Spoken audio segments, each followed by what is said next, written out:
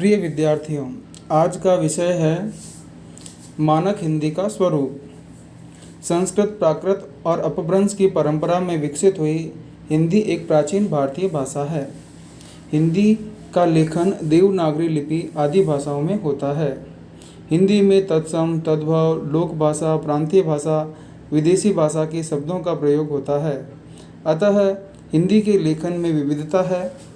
उसके लेखन में एक रूपता और समानता लाने के उद्देश्य से किए गए प्रयासों के फलस्वरूप मानक हिंदी के स्वरूप का प्रकट हुआ। देवनागरी लिपि में जो वर्ण हैं उनके दो रूप हैं। स्वर लेखन, व्यंजन में उनकी मात्राओं के प्रयोग, संयुक्ताक्षर के लेखन इत्यादि के दोहराव को देखते हुए उनके एक ही सर्वमान्य स्वरूप की आवश्यकता बहुत समय से अनुभव की जा रही थी। वर्तनी की इस कठिनाई के समाधान हेतु भारत सरकार के शिक्षा मंत्रालय में वर्तनी समिति 1962 में कुछ उपयोगी निर्णय लिए गए और हिंदी का मानक स्वरूप निश्चित किया गया।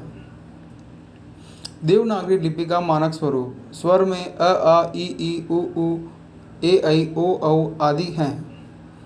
इसमें अ की कोई मात्रा नहीं होती। अनुस्वार, अंग, विसर्ग है। स्पर्श व्यंजन में क से लेकर म तक क वर्ग क, ख, ग, अंग, च वर्ग च, छ, ज, ज, य, ट वर्ग ट, ठ, ड, ढ, ण, त वर्ग त, थ, द, द, न, प वर्ग प, फ, ब, ब, म है। तो इस प्रकार से हमें क से लेकर म तक 25 स्पर्श व्यंजन हैं। फिर आता है अंतस्थ व्यंजन। अंतस्थ व्यंजन य, र, ल, व और उष्म स, श, स है। संयुक्त व्यंजन क्ष, त्र, ज्ञ, स्र आगत में दूसरी भाषाओं से आए हुए अ, फ, ज, क, ख, ग ये आपके नुक्ता लगे हुए हैं। और हिंदी मानक, ध्यान रखना, जो हम प्रयोग में लेते हैं वो अंग्रेजी रोमन से हैं और जो हिंदी के अंक हैं वो इस प्रकार लिखे जाते हैं: 1, 2, 3, 4, 5, 6, 7, 8 और 9। किसी भाषा का विकास और सुधार एक स्वाभाविक प्रक्रिया है। यह कार्य सरकार के प्रयासों से नहीं हो सकता, किंतु मानक हिंदी के स्वरूप के निर्धारण हेतु कई प्रयासों को समझने की आवश्यकता है। स्पर्श व्यंजन के प्रत्येक वर्ग के प्रथम 4 वर्णों में अनुनासिकता प्रकट करने के लिए उसी वर्ग का पंचम वर्ण स्थान में अनुस्वार बिंदु का प्रयोग किया जाए, जैसे गंगा, चंचल, वंदना, अंत, दंडवत इत्यादि। नहीं, मैं, म, में इत्यादि में शिरोरेखा के ऊपर लगी मात्राओं के ऊपर बिंदु का प्रयोग होता है। शेष आवश्यक स्थानों पर उच्चारण के अनुसार चंद्र बिंदु का प्रयोग किया जाए, जैसे हंसी, अंगार इत्यादि। हिंदी में अपनाए जा चुके अरबी फारसी शब्दों के नीचे नुक्ता तभी लगाया जाए जब उनके विदेशी स्वरूप को स्पष्ट करना आवश्यक हो, अन्यथा नहीं। जैसे कागज़, ज़रूरी उनकी जगह कागज़ और ज़रूरी ही लिखा जाए। हिंदी में जब हम प्रयोग करें तो नुक्ता का प्रयोग नहीं होगा, लेकिन यदि हम उसको अरबी फारसी भाषा के रूप में प्रकट करना चाहते हैं तभी हमें नुक्ता का प्रयोग करना है। अंग्रेजी भाषा के शब्द: अंग्रेजी भाषा के उन शब्दों के प्रयोग ऊपर चंद्र बिंदु, चंद्र, अर्धचंद्र का प्रयोग किया जाता है, जैसे अ से मिलकर डॉक्टर, हॉस्पिटल, है ना। यहाँ चंद्र बिंदु नहीं, सिर्फ चंद्र का ही प्रयोग होता है। ये अंग्रेजी भाषा का आगत ध्वनि है आ। कॉलेज, नॉलेज, डॉक्टर, हॉस्पिटल इत्यादि। संस्कृत के हल चिन्ह: संस्कृत के तथा तत्सम शब्दों में वर्तनी में हल चिन्ह का प्रयोग किया जाता है। जो शब्द हिंदी में बिना हल चिन्ह के स्वीकार हो चुके हैं उनमें प्रयोग न किया जाए, जैसे विद्वान, श्रीमान, महान। जब ये संस्कृत में प्रयोग होंगे या संस्कृत दिखाने के लिए जब इनका प्रयोग किया जाएगा तब इनमें हलंत का प्रयोग होगा, अन्यथा इनमें नहीं होगा। विसर्ग: संस्कृत के तत्सम रूप में विसर्ग का प्रयोग होता है और तद्भव में विसर्ग का प्रयोग नहीं होता है, जैसे दुख, दुख, है ना, अतः, स्वतः, है ना। तत्सम रूप रहेगा तो विसर्ग का प्रयोग होगा, अन्यथा नहीं किया जाएगा। योजक चिन्ह: द्वंद्व समास के पदों के बीच योजक चिन्ह का प्रयोग किया जाए, जैसे माता पिता, शिव पार्वती, सा जैसा के सम्मान के पहले भी योजक चिन्ह का प्रयोग किया जाए। ये मानकता लाने के लिए, एक रूपता लाने के लिए इन नियमों का प्रयोग किया जाता है। विभक्ति चिन्ह: विभक्ति चिन्ह संज्ञा शब्दों से अलग लिखें, जैसे राम ने, हरि ने, बंदूक से, किंतु सर्वनाम शब्दों के साथ जोड़कर लिखा जाता है, जैसे तुमसे, उसने, हमको, आपको इत्यादि। सर्वनाम और विभक्ति के बीच ही तक अव्यय आए तो विभक्ति चिन्ह अलग लिखे जाएं, जैसे उस तक को अलग नहीं छोड़ा जाता, आप ही के लिए आया हूँ। तो कुछ ध्यान रखना होता है। सर्वनाम की दो विभक्ति चिन्ह हों तो उनमें से एक जोड़कर तथा दूसरा अलग लिखा जाए, जैसे तुम में से, उसके लिए। क्रिया, ये हो गया विभक्ति चिन्ह का प्रयोग। क्रिया और प्रत्यय, यदि क्रिया के साथ पूर्वकालिक प्रत्यय कर आए तो उसको मिलाकर लिखना चाहिए, जैसे खाकर, सोकर, जागकर, बैठकर इत्यादि। ए और औ का स्वर, ये दोनों ध्वनियाँ अलग अलग व्यक्त हैं, जैसे हैं, ए और ओ। गवैया व ई, है ना, कौवा, कौ, है ना, इन दोनों ध्वनियों को प्रकट करने के लिए मात्रा चिन्ह का प्रयोग होना चाहिए, न कि गवैया, कौवा, है ना, दो ये नहीं हो, ये अनुचित है। संयुक्त वर्ण, संयुक्त वर्ण में भी दो रीति होती है।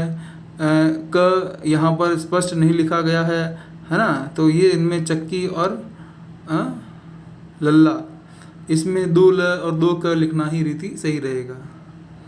द के स्थान पर यह का प्रयोग, विद्यालय, विद्यार्थी, है ना, लिखना ठीक है, विद्यालय, विद्यार्थी लिखना अशुद्ध है। द के प्रयोग प और व के प्रयोग के द्वापर शब्द को द्वापर या द्वारका द्वंद्व बिंदु लगाकर हमें लिखना ठीक है। ये और ए का प्रयोग, ये और ए का प्रयोग पर्याप्त भ्रम होता है। वर्तनी सम्मति ने ए के प्रयोग पर बल देती है, ठीक है, और ये की जगह, जैसे जिस क्रिया के भूतकाल में एक वचन के में या आता है वहाँ ये होगा, जैसे गया, गए, आया, आए, आ, ए नहीं होगा। जिस क्रिया के भूतकाल में पुल्लिंग एक वचन के अंत में आ आता है वहाँ ए होगा, हु, आ, हु, ए, ये सही रहेगा। पी, दे, कर, लो से विधिवाचक चाहिए, वाचक क्रिया बनाने के लिए ये प्रत्यय जोड़ा जाता है, दीजिए, पीजिए, कीजिए, लीजिए।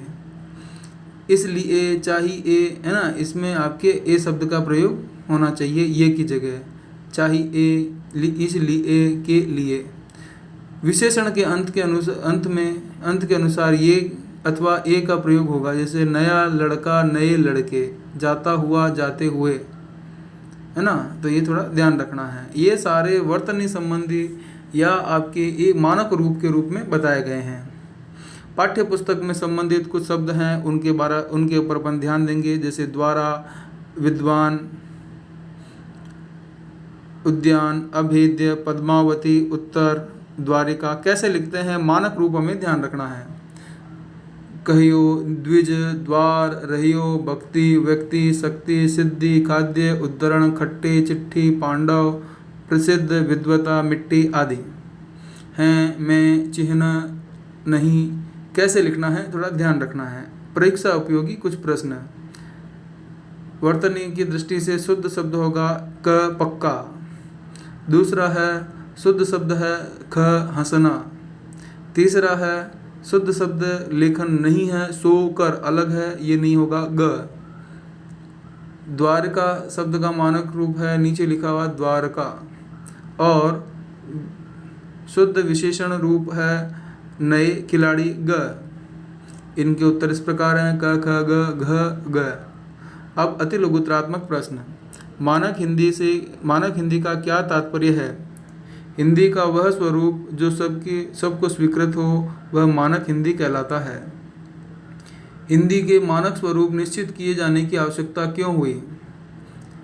उत्तर, हिंदी लिखने के भिन्न भिन्न तरीके होने के कारण उत्पन्न हुए भ्रम को दूर करने के लिए हिंदी का मानक स्वरूप निश्चित करना आवश्यक हो गया। तीसरा प्रश्न, द्वंद्व शब्द का मानक रूप द्वंद्व, है ना, बिंदी लगेगी, ये इसका मानक रूप है। आगे, किसी स्पर्श व्यंजन के पूर्व की अनुनासिकता को प्रकट करने के लिए बिंदु के प्रयोग की संतुति क्यों की गई? उत्तर, किसी भी स्पर्श व्यंजन से पूर्व अनुनासिकता को प्रकट करने के लिए उस व्यंजन के वर्ग का 5वां वर्ण प्रयुक्त होता है, जिससे लेखन में 5 प्रकार के चिन्हों का प्रयोग होता है। अतः समानता की दृष्टि से बिंदु की संतुति की गई है। इस प्रकार अपना जो है पाठ खत्म होता है।